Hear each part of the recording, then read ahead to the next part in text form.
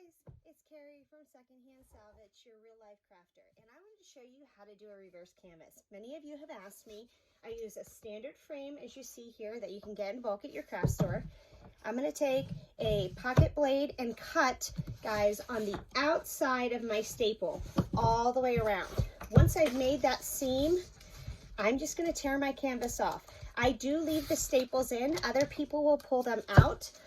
I like to work smarter, not harder. If I'm going to be covering that area anyways and you're not going to see it, it's fine to leave the staples in for me.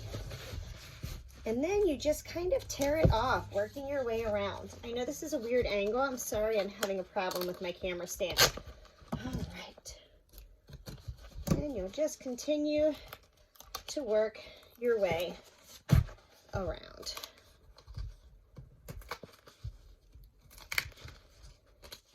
Pretty simple and easy. And if you get to the corners, you might just need to score them again. Sometimes they're a little difficult because they're folded over several times.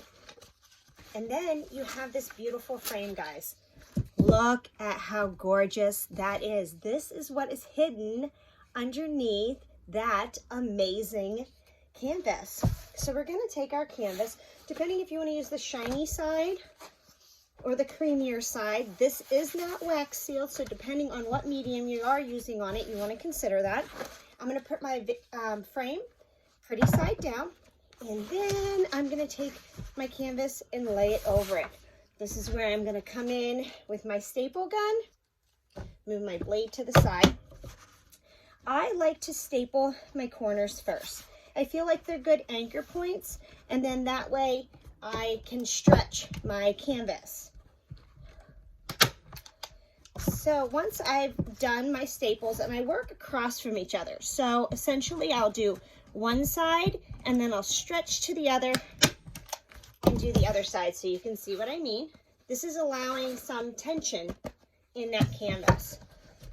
So once I've secured all four corners, then you can pull tension on the sides, okay? So I've got all four corners done, guys, so you can see how there's tension in there. Now I'm just going to pull to the center on the sides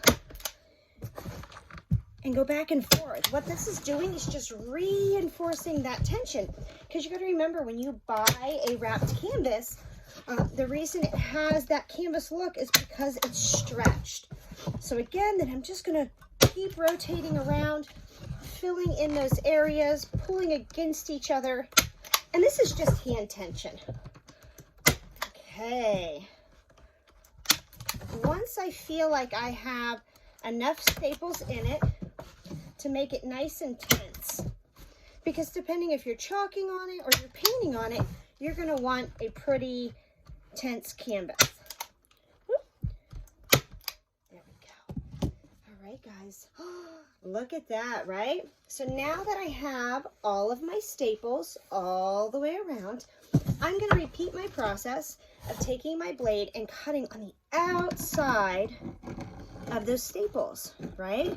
Just slowly working your way around. It's so easy, and then you just tear off what you don't need. And I'm going to do the same thing all the way around. Now, you can, if you like a more refined end, you can roll your canvas over and glue it so it gives a finished seam on the back. I don't mind a rough seam on mine for what I'm using mine for, so I just leave it exposed. But that's up to you, whatever works for your project. All right, guys.